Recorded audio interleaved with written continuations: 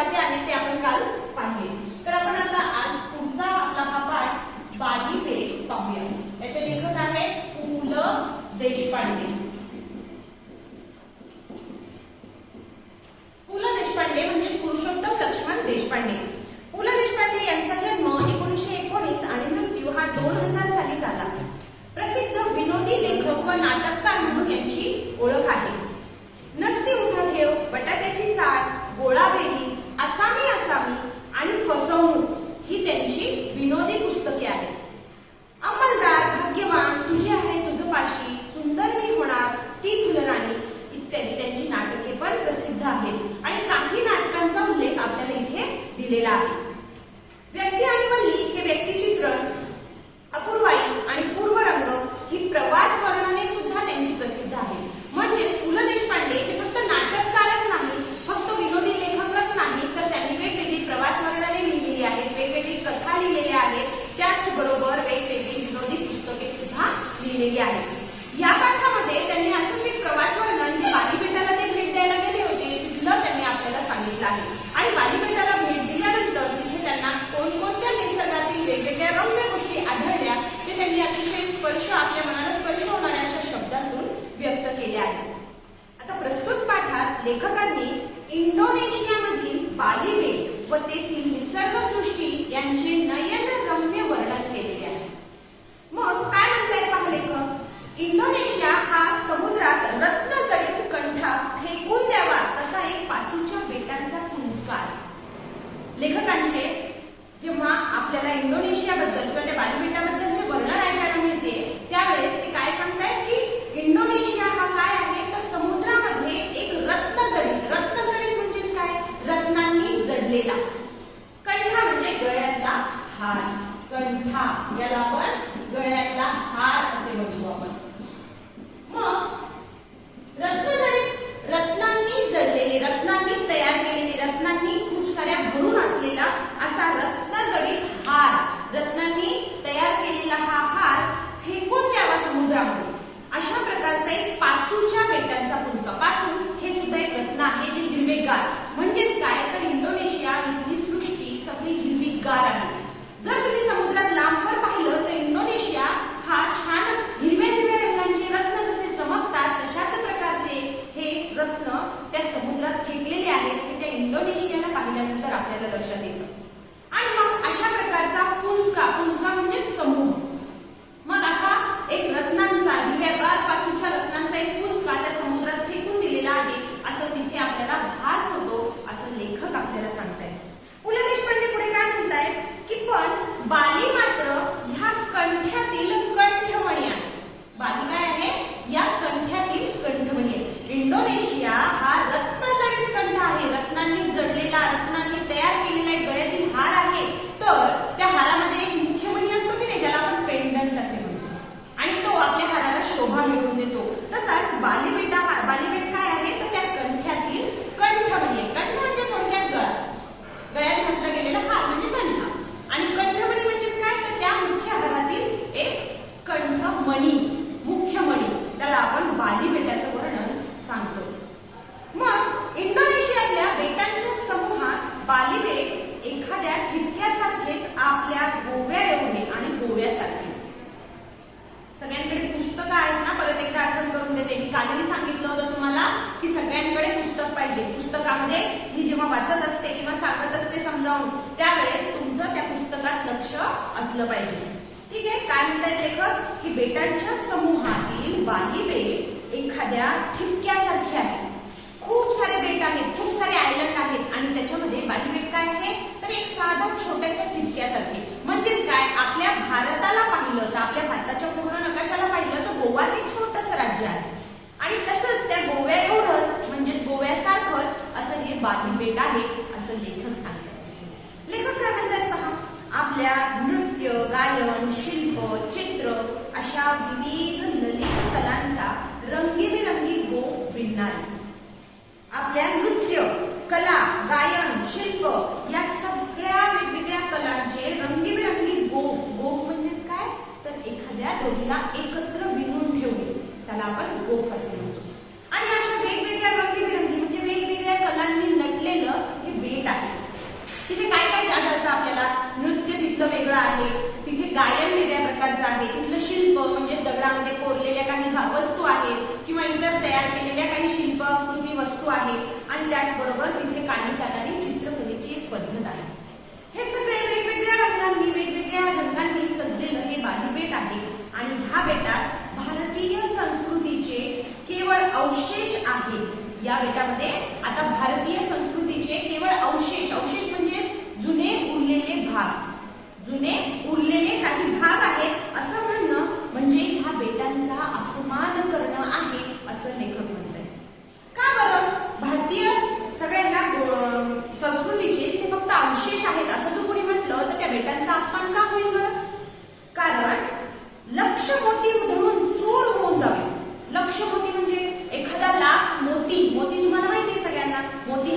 एक रत्नातला प्रकार आहे आणि तो सुद्धा एक अमूल्य असतो. शिंपल्यांमध्ये तो सापडतो. समुद्रामध्ये शिंपल्यांमध्ये हे मोती सापडतात आणि ते शोधण्यासाठी खूप कष्ट घ्यावे लागतात. म्हणून मोतीला सुद्धा आपण अमूल्य असे म्हणतो. मग असे लाखो मोती असे वर उधळावे आणि खाली पडून त्यांचा चुरा व्हावा, ते फुटून जावे आणि एखादा मोती त्यातूनच कोणता तरी एखादा मोती कुठेतरी दूर असाच अभंग राहावा, न फुटता तसाच तो अखंड अभंग राहावा, असे हे बाली बेट आहे. लक्षात घ्या, इंडोनेशियाचा उल्लेख त्यांनी केलेला आहे की ते काय पाचूच्या बेटांचा पुंजका आहे, रत्नजडीत कंठ आहे.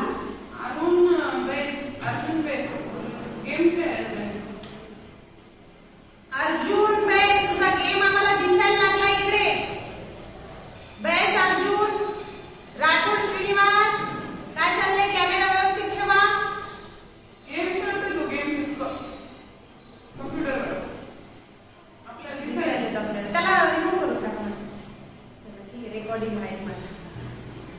ठीक आहे, एखादा मोती कुठेतरी दूर तसाच अभंग राहावा. लाख मोती आपण हवेमध्ये उधळले आणि सगळे मोती खाली पडून चूर होऊन गेले, ते फुटून गेले, पण एखादा मोती त्याच्यातला सुंदरसा असाच कुठेतरी साधासा पडून तो अभंग अखंड राहावा आणि तसाच तो चमकत राहावा, अशा प्रकारचं हे बाली बेट आहे. मग बाली बेटाचं वर्णन लेखकांनी किती काय साऱ्या शब्दांमध्ये केलेलं आहे तुम्ही पाहू शकता. किती साऱ्या शब्दांमध्ये केलेलं आहे. बाली बेटाला त्यांनी एखादा अभंग असलेला सुंदर मोती म्हटलेला आहे. त्याचबरोबर रत्नजडीत कंठ्यातला कंठमध्ये सुद्धा बाली बेटाला म्हटलेला आहे. मग अशा प्रकारचे हे जे बाली बेट आहे ते आपण इथे अभ्यासत आहोत. इंडोनेशियामधलं एक सुंदरसं ठिकाण. इंडोनेशियामधून एक सगळ्या या पूर्ण इंडोनेशियामधलं एक असं निसर्गरम्य आपल्याला मनोहारी असं गेल्यानंतर आपण तिथे किंवा त्याचं वर्णन ऐकल्यानंतर आपल्याला राहणार नाही, तिथे जाऊन भेटच द्यावी वाटेल, अशा प्रकारचं हे ठिकाण आहे. पुढे काय म्हणतात लेखक पहा. जेव्हा लेखक तिथे गेले तेव्हा तिथला आता तो प्रवास त्यांनी कसा कसा केला आणि तिथपर्यंत ते कसे कसे पोहोचले हे आपल्याला ते इथे सांगत आहे. पहा काय म्हणतायत. जकार्ताहून रात्री 11च्या सुमारास, जकार्ता येथून रात्री 11च्या सुमारास बालीला जाणाऱ्या विमानातून मी निघालो.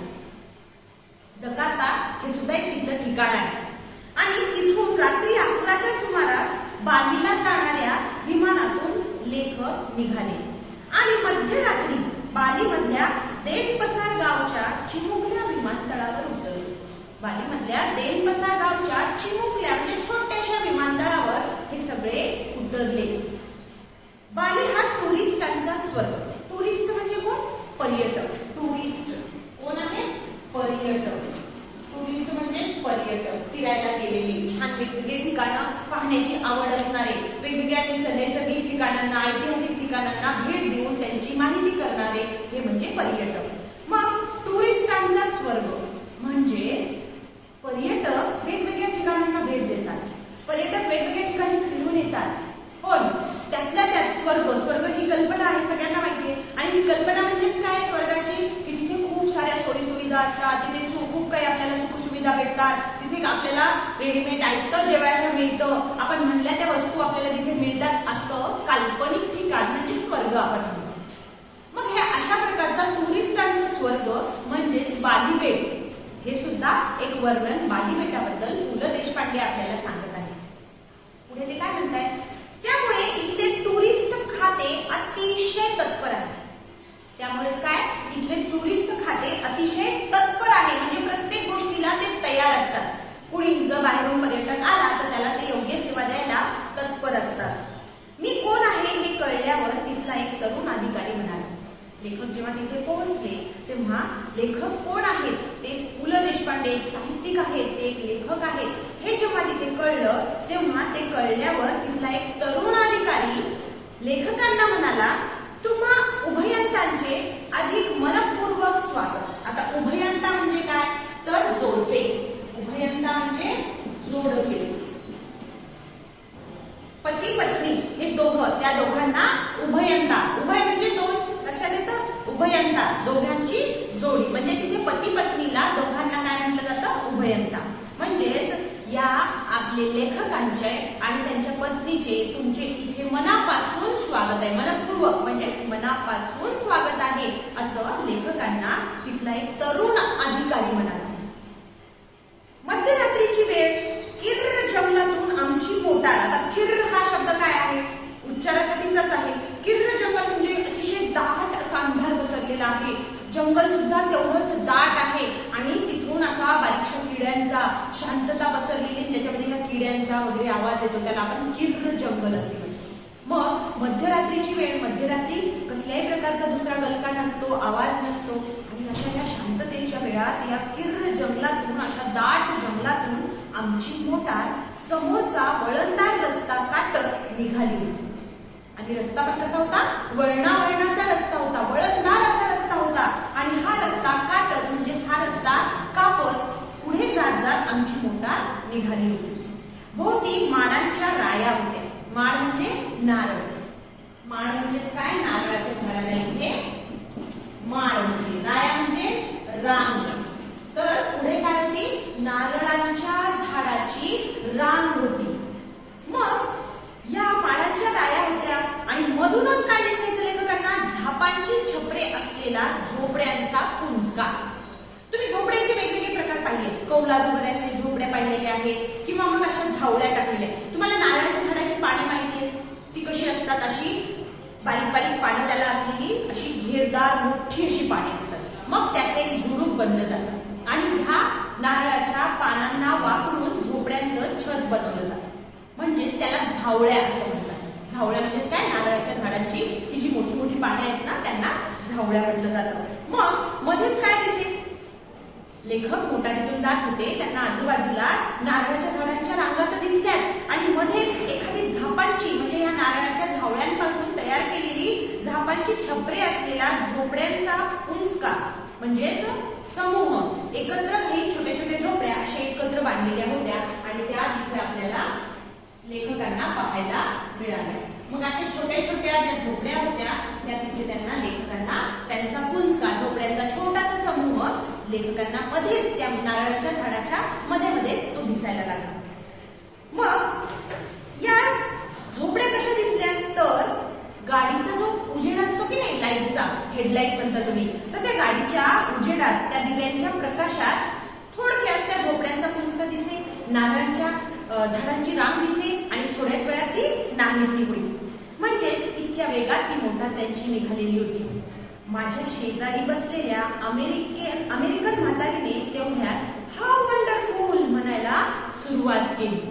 आता अमेरिकेतूनही काही टुरिस्ट आले होते, तेही लेखकांच्या मोटारीमध्ये होते, लेखकांच्या गाडीमध्ये त्यांच्यासोबत प्रवास करत होते आणि तेवढ्यात त्या अमेरिकन म्हातारीने जोरात काय म्हटलं? हाऊ वंडरफुल असं म्हणायला सुरुवात केली. आणि एखाद्या रहस्यमय कादंबरीच्या पहिल्या पानातून जावे तसे सुमारे तास दीड तास त्या किर्र झाडीतून वाट काढत आमची मोटार सागर बीच हॉटेलच्या टुमदार बंगली पुढे आली. पाहिजे शब्द काय वापरलाय? बंगली पुढे आली. बंगला नाही, बंगली पुढे आली. म्हणजे शब्द तो तसाच नसतो, आपल्याला पाठाच्या अनुषंगाने लेखकांना तिथे तो योग्य वाटला म्हणून त्यांनी टाकला. आपण म्हणतो बंगला. म्हणजेच काय? तर एखादी रहस्यमय कादंबरी तुम्ही पाहता की नाही, वेगवेगळ्या अलीबाबा 40 चोर, त्यानंतर अलादीन, अशा वेगवेगळ्या रहस्यमयी कथा तुम्ही वाचल्या असतील. तशाच प्रकारे एखाद्या रहस्यमय कादंबरीतून आपल्याला ते कथेतून आपण त्याचा पहिल्या पान वाचतोय आणि त्या पहिल्या पानातून आपण पुढे पुढे जावे, तशीच या लेखकांची मोटारना सुमारे तास ते दीड तास झाले त्या किर्र अशा दाट झाडीतून वाट काढत तिथल्या सागर बीच हॉटेलमध्ये पोहोचली. आणि त्या सागर बीच हॉटेलच्या बंगल्याला टुमदार बंगला म्हटलेला आहे. टुमदार म्हणजे अतिशय मोठा आणि दिसायला सुंदर असा बंगला, त्याला आपण टुमदार असे म्हणतो. मग या बंगलीपुढे आली आणि तिथल्या तरुण बाली सुंदरी का म्हटलं? कारण त्या बाली बेटावर असणारी ती स्त्री आहे आणि तिथली ती सुंदर स्त्री या सगळ्यांच्या स्वागतासाठी तिथे उभी टाकलेली आहे. आणि म्हणून तरुण अशा या बाली सुंदरीने आमचे सगळ्यांचे स्वागत केले. त्या हॉटेलमध्ये रात्रीची वेळ होती, मध्यरात्री, जवळपास मध्यरात्र उलटून गेल्यावर लेखक व त्यांची सोबती सगळे तिथे पोहोचले होते. आणि तरी सुद्धा तिथल्या त्या तरुण अधिकाऱ्यांनी यांच्या स्वागतात कोणतीही कमतरता ठेवलेली नव्हती.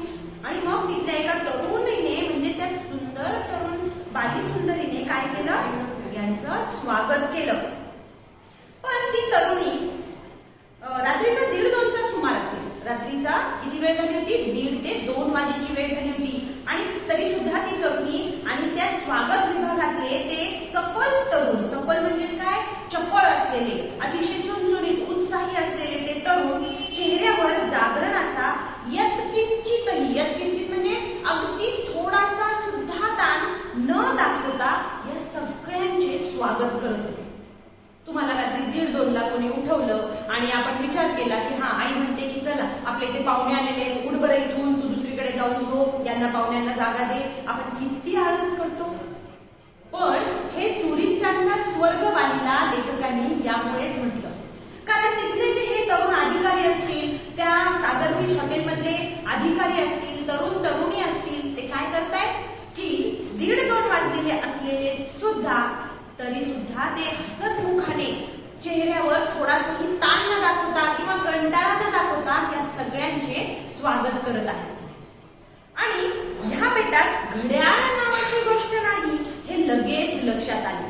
आता खरंच त्या बेटात घड्याळ नाहीये का, नाही. त्यांनी फक्त आपल्याला सांगण्याचा प्रयत्न केलाय की कोणत्याही वेळी, कोणत्याही क्षणी, रात्रीतून कधीही जरी तुम्ही त्या बाली बेटावर पोहोचलात ना, तरी सुद्धा तुमचे तेवढ्याच हसतमुखाने स्वागत केले जाते. आणि म्हणून लेखक अशी उपमा देतात की इथे घड्याळ नावाची गोष्ट नाही असे मला लक्षात आले. पुढे लेखक म्हणतायत, त्यांनी आम्हा प्रवाशांच्या नेमलेल्या खोल्या दाखवून दिल्या.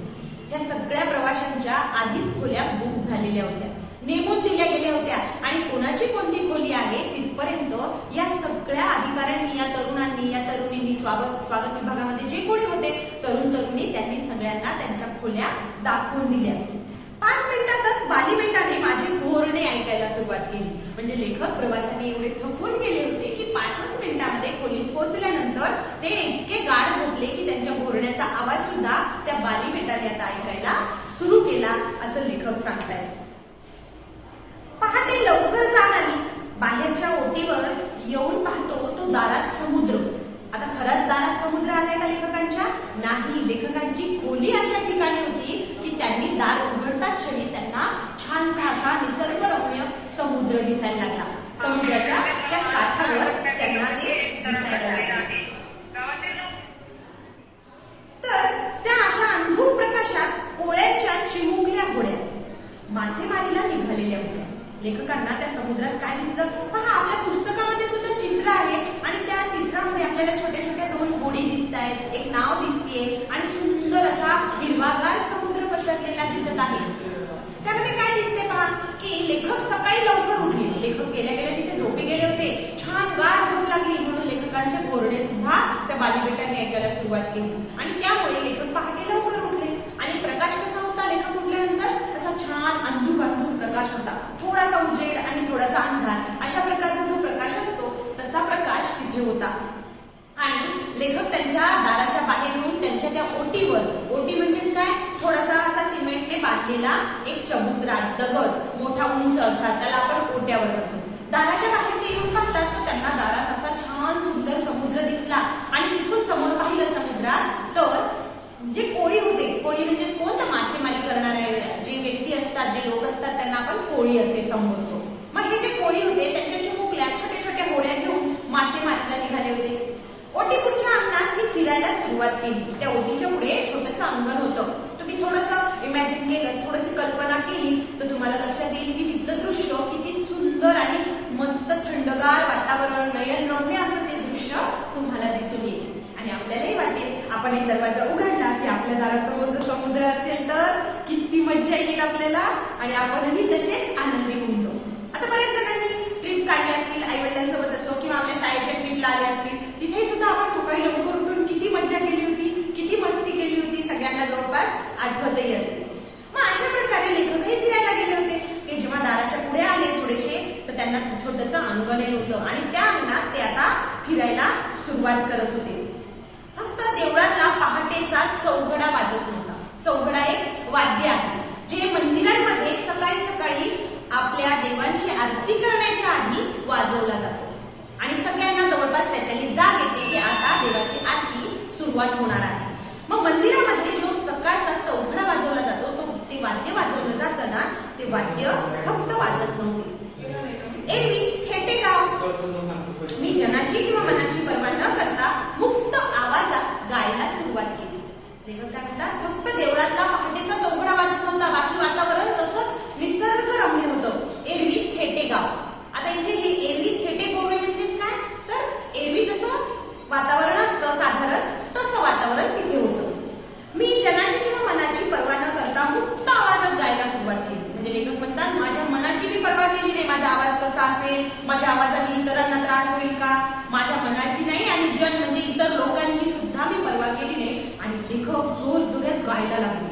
काय गाणं गात होते, प्रिये पहा रात्रीचा समय सरुणी येतो शक्काल हा, असं जोर जोरात लेखक आता गायला लागलेले होते. अण्णा किर्लोस्करांनी गुर्ल होसूरच्या आसपास असलीच एखादी पहाट उठताना पाहूनच. आता गुर्ल होसूर काय आहे, तर गुर्ल होसूर एक ठिकाण आहे. सगळं सांगते मी, फक्त एक वाक्य आपण व्यवस्थित वाचून घेऊया.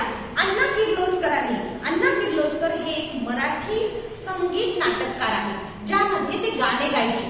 त्या संगीत नाटकाला ते संगीतात ते गाणे गायचे. आणि हे अण्णा किर्लोस्कर गुर्ल होसूरच्या आसपास असलीच एखादी पहाट फुटताना पाहूनच ते गाणे लिहिले असावे. म्हणजे ते गाणं कोणाचं आहे, प्रिये रात्रीचा समय सरुणी येत उषक्काल हा, हे अण्णा किर्लोस्करांचं गाणं आहे, तेही त्यांच्या संगीत नाटकातलं.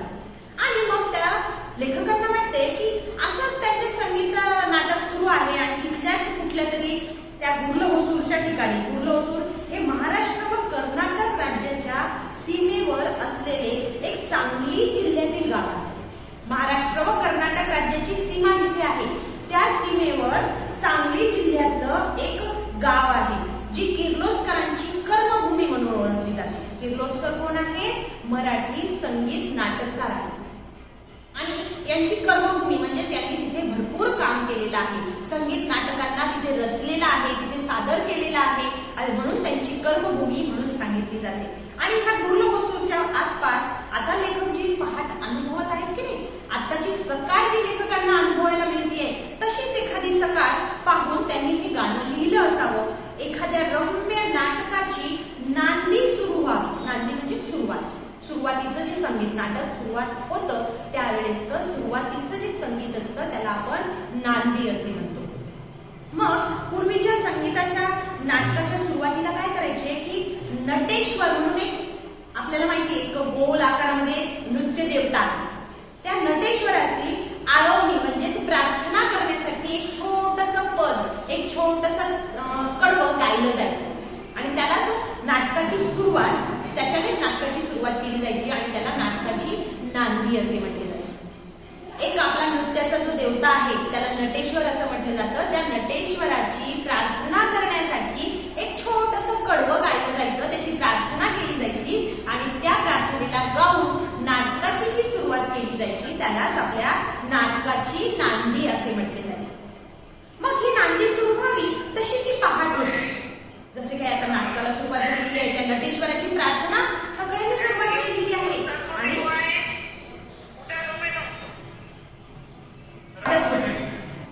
पहाटेला स्वप्नांची परिसमाप्ती होते म्हणतात.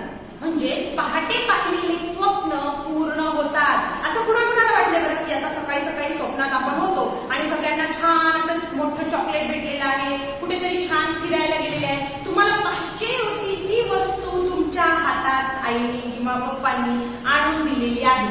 असं ज्यावेळेस तुम्हाला सकाळी स्वप्न पडलं आणि सकाळी त्या स्वप्नातून तुम्हाला अचानक जाग आली आणि तुम्ही आनंदी आहात की मला स्वप्नामध्ये असं असं काहीतरी दिसलं होतं, छान माझ्या मनाप्रमाणे आता हे सगळं घडणार आहे, मला जे स्वप्नात दिसलं ना छान छान सगळं आता माझं पूर्ण होणार. म्हणजे पहाटेला स्वप्नांची परिसमाप्ती होते. परिसमाप्ती म्हणजे स्वप्न पूर्ण होतात असे म्हणतात. पण बालीबेटातल्या त्या पहाटेने एक स्वप्नांची नांदी सुरू केली.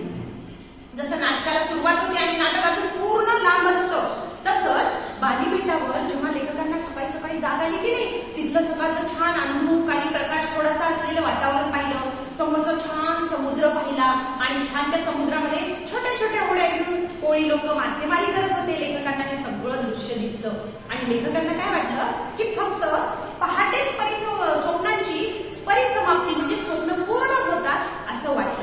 पण तसं नव्हतं, तर स्वप्नांची नांदी सुरू केली. म्हणजे स्वप्नांना आता इथून पुढे सुरुवात झाली होती असं पहाटेच्या त्या वातावरणामुळे लेखकांना वाटायला लागलं. आणि चांगला आठवडाभर मी त्या बाहेरल्या स्वप्नसृष्टीत वावरत होतो. चांगला एक आठवडाभर, लेखक काय म्हणतात की चांगला आठवडाभर मी त्या सगळ्या स्वप्नसृष्टीमध्ये, अशी स्वप्नाची जशी काही सगळी नगरी आहे असं बाहेर लेखकांना वाटत होतं. आणि या सगळ्या स्वप्नसृष्टीमध्ये मी छान असा वावरत होतो, फिरत होतो, इकडून तिकडे जात होतो असं लेखक म्हणतायत. असा सुंदर प्रदेश आणि इतकी अश्राप माणसे, अश्राप म्हणजे काय तर श्राप नसलेली पुण्यवान माणसे पुन्हा कधी पाहायला मिळणार असं लेखकांना वाटायला लागलं. इंडोनेशियावर डचांनी राज्य केले होते. आता हे डच कोण तर हॉलंड देशामधल्या रहिवाशांना डच म्हटलं जातं. डच लोक कोण होते? हॉलंड देशातील रहिवासी. हे डच लोक इंडोनेशियावर पूर्वी राज्य करायचे. पण बालीला मात्र कोणी बदलू शकले नाही. बाली या बेटाला कोणीही बदलू शकले नाही. त्या बाली बेटामध्ये कोणी बदल केला नाही. ते जितकं निसर्ग रम्य आणि सुंदर असं वातावरण होतं ना, ते तसंच होतं. आवाज वरच्या साईडला एक स्पीकरचं बटन आहे, ते दाखवतो स्क्रीनवर लेफ्ट साईडला वर. तर कुणी म्हणतात डचांनी बालीचा म्युझियम पीस केला. कुणी काय म्हणतात की डचांनी बालीचा म्युझियम पीस, म्हणजे फक्त म्युझियम मध्ये कशा वस्तू मांडलेल्या असतात, संग्रहालय, मराठीत त्याला आपण संग्रहालय म्हणतो. मग तिथे कशा वस्तू मांडलेल्या असतात, जुन्या असतील किंवा आधुनिक असतील किंवा काही छान अशा शोपीस म्हणून वस्तू असतील, तर ह्या म्युझियम पीस या डचांनी करून ठेवला. म्हणजे पर्यटनासाठी हे बाली बेट सुरुवात केली, पर्यटनाच्या दृष्टीने तिथे व्यवस्थित सुविधा करून ठेवल्या असं काही लोकांना वाटतं. आणि फक्त तो म्युझियम पीस करून ठेवला असं वाईट आणि चांगलं असं दोन्हीही मत काही लोकांचं झालेलं आहे. पण ह्या बेटाचे प्रदर्शन मांडले, त्याच्या चित्रविचित्र चाली तशाच ठेवले. काही लोकांना काय वाटलं की ह्याचा म्युझियम पीस करून ठेवला, या बेटाचं प्रदर्शन मांडलं, पण काय केलं की त्याच्यामधल्या चित्रविचित्र चाली म्हणजे परंपरा, पद्धती त्या तशाच ठेवल्या. टुरिस्टांचे आकर्षण कायम राहावे म्हणून असेलही कदाचित, पण जे आहे ते रम्य आहे. लेखक म्हणतात की ह्या डचांनी जे काही केलं ते काहीही करू देत, पण जे काही केलेलं आहे, जे तिथं आहे आज, ते सगळं असं रम्य आहे, मनोहारी आहे, मनाला भावेल असं आहे, अतिशय सुंदर सगळं आहे. असं म्हणताना जीभ चाचरते, कारण सुधारलेल्या दुसरीकडून येणारे वारे बाली बेटावरूनही वाहू लागले आहे. आता लेखक म्हणतात की सगळं सुंदर तर आहे, पण असं म्हणत असताना जीभ थोडीशी लडखडते, चाचरते. जिभेला पटकन असं वळण येत नाही की हे सगळं सुंदर आहे आणि असंच राहील असं म्हणायला जीभ त्यांची आता गडबडली. का बरं? कारण आधुनिकतेचे वारे. आता आधुनिकतेचे वारे म्हणजे काय? मोबाईल फोन्स, विमान सेवा, हे सगळं आधुनिक झालं आणि ह्या आधुनिकतेसाठी बाली बेटावर काही बदलही करावे लागले असतील. मग लेखक म्हणतात की या आधुनिकतेचे वारे बाली बेटावरूनही आता वाहायला लागलेले आहे. डोक्यावर विमाने घरघरायला लागलेली आहे. रेडिओने त्यांना उरल्या जगाशी जखडले आहे. पूर्वीच्या काळी तिथे संपर्क माध्यम काहीच नव्हतं. आता तिथे डोक्यावर विमाने घरघरायला दिसते. पुन्हा त्यानंतर रेडिओचे आवाज सुद्धा तिथे घुमू लागतात आणि एखादा तंबूतला सिनेमाही फिरत असेल. शिवाय वर्तमानपत्रेही आहेतच. तंबूतला सिनेमा माहितीये, पूर्वीच्या काळी वेगवेगळ्या तंबूमध्ये किंवा वेगवेगळे छोटेशे पान टाकून छोटे छोटे कापडी असे छोट्या छोट्या खोल्या तयार करून त्यामध्ये सिनेमे दाखवले जायचे. आणि तशाच प्रकारे तंबूतले असे सिनेमे सुद्धा आज तिथे फिरत असतील. शिवाय वर्तमानपत्र सुद्धा सुरू झाले आणि ह्या वर्तमानपत्रातूनही इतर जगाची माहिती बाली बेटावर होत असेल. असं म्हणून लेखक म्हणतात की ते पूर्वीचं सौंदर्य बाली बेटावर तसंच टिकेल की नाही अशी शंका आता लेखकांनाही निर्माण झाली. पण आधुनिकतेचं वारं वाहणं हे अशक्य नव्हतं, ते वाहणारच होतं. मग हॉटेलातल्या त्या बगीच्यातून मी आणि माझी पत्नी नाटकातल्या बगीच्याच्या प्रवेशातून हिंडल्यासारखे हिंडत होतो. लेखक सांगतायत, लेखक आहेत, साहित्यिक आहेत, त्यामुळे ते काय सांगतायत की नाटकामध्ये एखादा बगीचा तयार केलेला असतो, त्या बगीच्यातून जसं काही फिरावं तसंच आम्ही त्या हॉटेलच्या बगीच्यातून दोघेही पती पत्नी फिरत होतो. समुद्र किनाऱ्याच्या इतक्या जवळ इतका गर्द बगीचा क्वचितच पाहायला मिळतो. समुद्र किनाऱ्याच्या जवळ असूनही इतका दाट हिरवागार बगीचा कधीतरी कुठेतरी क्वचितच म्हणजे खूप कमी प्रमाणात असा पाहायला मिळतो असं लेखक सांगताय. माडा पोफळींच्या राया असतात, पण माड आणि पोफळीखेरीज इतर इतकी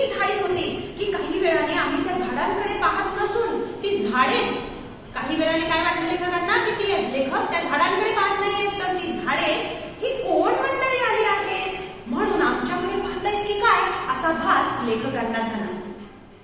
आणि मला अज्ञात असलेल्या फुलांनी बहरलेली ती रोपटी, इतक्या साऱ्या फुलांनी तिथं बहरलेली छोटी छोटी रोपटी होती, त्याच्यातली फुलं इतकी सुंदर सुंदर होती, पण लेखकांना त्या रोपट्यांची नावं माहित नव्हती, त्या फुलांची नावं माहित नव्हती आणि म्हणून लेखकांनी अज्ञात फुले असा तिथे उल्लेख केलेला आहे. ती रोपटी एखाद्या शिशु वर्गात शिरल्यावर, शिशु वर्ग म्हणजे कोणता बरं, नर्सरीचा वर्ग आपण धरूया. नर्सरीच्या वर्गात तुम्ही कधी गेलेला आहेत, कधी पाहिलेला आहे, तर त्यामुळे तुम्हाला ते माहित असेल. नसेल पाहिला तर इमॅजिन करा, नर्सरीचा वर्ग छान भरलेला आहे, छोटे छोटे मुलं आहेत, मिसचं त्या काहीही ऐकत नाहीयेत, कोणी रडत आहे जोरजोरात, कोणाला बाहेर जायचंय, कोणी आईकडे जायचंय म्हणते आणि कोणी छान आनंदाने जे वस्तू दिलेल्या आहेत त्याच्यासोबत खेळत आहे. मग लेखकांना ती फुलांची छान छान छोटी छोटी रोपटी पाहिली, इतकी सुंदर सुंदर वेगवेगळ्या रंगांची बहरलेली तिथं फुले लेखकांनी पाहिली आणि ती पाहिल्यावर लेखकांना काय वाटलं, एखादा शिशु वर्ग, एखादा नर्सरीचा वर्ग आहे आणि त्या वर्गामध्ये शिरल्यानंतर तो वर्ग जसा काहीशा भीतीने, आता त्या सगळ्या नर्सरीच्या वर्गामध्ये इमॅजिन करा हे सगळं चाललेलं आहे आणि अचानक कोणीतरी एवढ्या ह्याच्यामध्ये अनोळखी व्यक्ती त्या वर्गात शिरली आणि मग काहीशा भीतीने, काहीशा गमतीने नव्या पाहुण्यांकडे पाहतो की सगळी मुले वर्गात शिरलेल्या त्या अनोळखी व्यक्तीकडे पाहतातच, कोणी घाबरून पाहतं, कोणी उत्सुकतेने पाहतं. तर तशाच प्रकारे ही जी फुलं आहेत की नाही, ती फुले सुद्धा आमच्याकडे पाहत होती असं लेखकांना वाटते.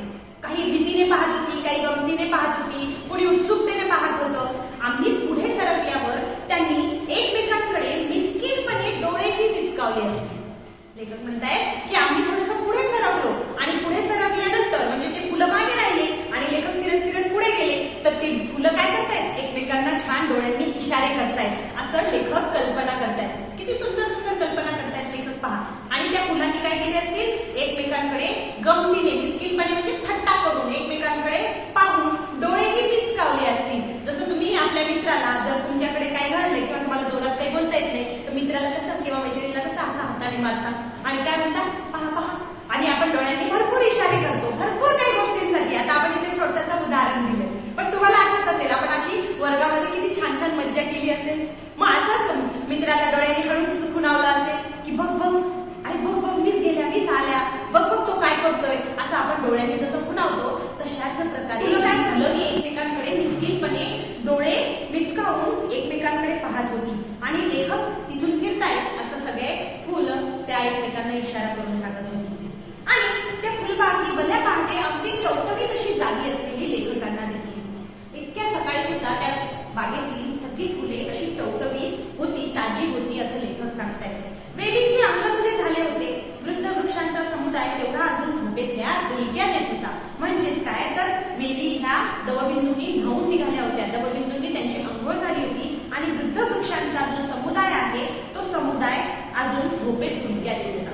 वडाची झाडे, पिंपळाची झाडे यांना वृद्ध वृक्षांचा समुदाय असं लेखकांनी म्हटलं आहे. काही जागी होती, काही झोपलेली अशी त्या सागर बीच हॉटेलातली ती बाग एखाद्या मुला माणसांनी, लेकी सुनांनी भरलेल्या नांदत्या गाजत्या घरामध्ये एकत्र कुटुंबासारखी वाटत होती.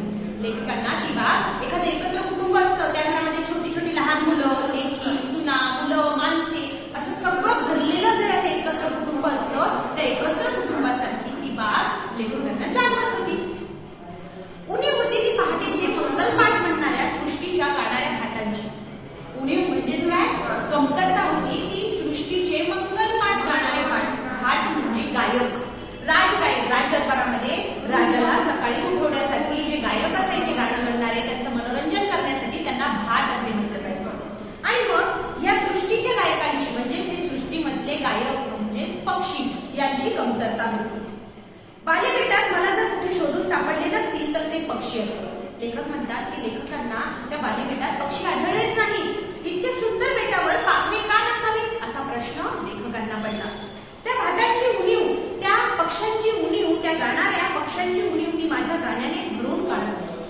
चिवचिव करणारे, आपल्या आपल्या आवाजात ओरडणारे हे जे पक्षी होते ते लेखकांना तिथे आढळले नाही आणि त्यांची कमतरता लेखक स्वतःच्या गाण्याने भरून काढत होते असं लेखक म्हणतात. आणि पुढे लेखक म्हणतात कदाचित त्या स्वरांनीच भयभीत होऊन, लेखकांच्या या बेसूर गाण्याने भिवून हे पक्षी कुठेतरी पळून तर गेले नसतील, हे बेट सोडून कुठेतरी निघून तर गेले नसतील. आणि म्हणून लेखक सांगतायत